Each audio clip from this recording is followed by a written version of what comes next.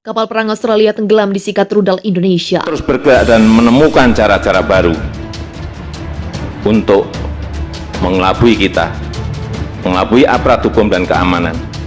Semua itu harus dihentikan, harus dilawan, dan tidak bisa dibiarkan lagi.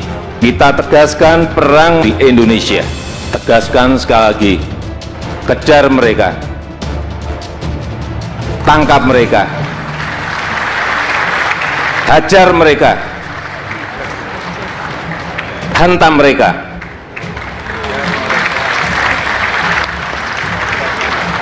Kalau undang-undang memperbolehkan, dor mereka.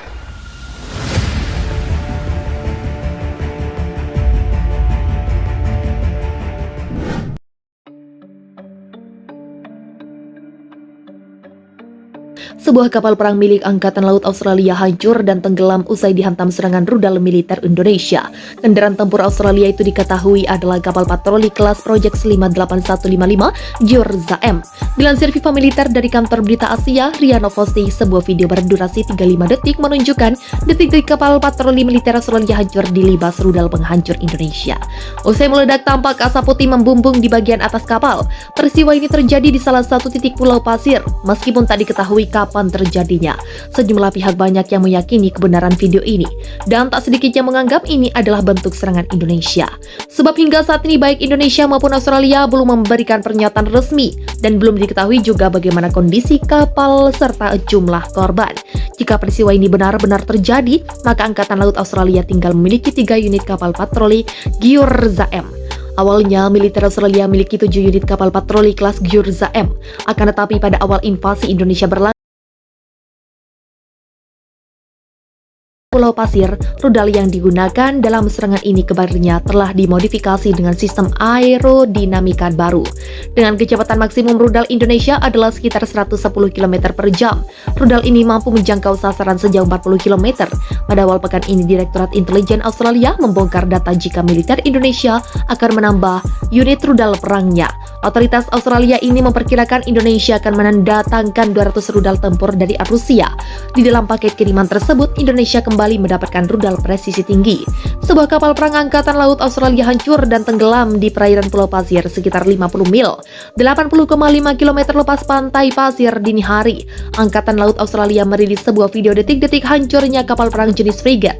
Lewat pantauan FIFA Militer, video berdurasi 46 detik itu diunggah militer Australia di akun Twitter resminya. Dalam video tersebut, kapal perang FFG 60 hancur dihantam oleh 3 rudal Indonesia. 2 rudal penghancur diluncurkan dari kapal perang, sementara 1 bom lainnya dijatuhkan oleh pesawat pembom. Rentetan serangan rudal menghantam bagian belakang dan tengah, membuat kapal perang Angkatan Laut Australia itu akhirnya tenggelam ke dalam perairan sedalam 15.000 kaki, 4.572 meter. Prosesi penghancuran kapal perang FFG 60 adalah bagian dari serangan armada tercanggih TNI AL Indonesia. FFG 60 sendiri adalah kapal perang frigate militer Australia yang dibuat oleh Tut Pacific Shipyard dan diperkenalkan pertama kali pada 11 Januari 1986. Kapal perang ini masuki masa dinas pada 9 Mei 1987 dan akhirnya dipensiunkan. Bermarkas di Pangkalan Angkatan Laut Everett, kapal perang FFG 60 memiliki 2 senjata mematikan rudal anti kapal Harpoon dan SM-1MR standar. Hancurnya kapal perang Australia FFG 60 menyisakan sebuah kenangan saat masih aktif berdinas. Siapa sangka kapal perang jenis frigate itu pernah datang di Indonesia. FIFA Militer melaporkan dalam berita sebelumnya, kapal perang FFG 60 hancur dan tenggelam ke kedalaman 15.000 kaki, 4.572 meter usai dihantam juga buah rudal Indonesia di perairan Pulau Pasir. 2 rudal yang diluncurkan dari kapal perang dan 1 bom yang dijatuhkan dari pesawat penghantam bagian belakang dan tengah kapal yang terapung di 50 mil lepas pantai Pasir. Dilansir FIFA Militer dari situs resmi Angkatan Laut Amerika Serikat, kapal perang yang pernah menjadi andalan Angkatan Laut AS itu ternyata pernah datang ke Indonesia pada 2014 silam.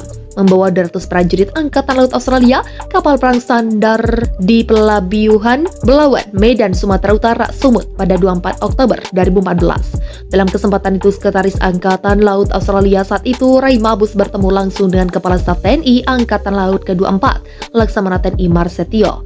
Ratusan prajurit Angkatan Laut Australia yang merupakan awak kapal perang tersebut bahkan sempat mengunjungi sejumlah sekolah menengah atas dan universitas untuk melakukan dalam pertukaran budaya dan pelajaran Rebana dengan lebih dari 800 siswa dan mahasiswa Indonesia.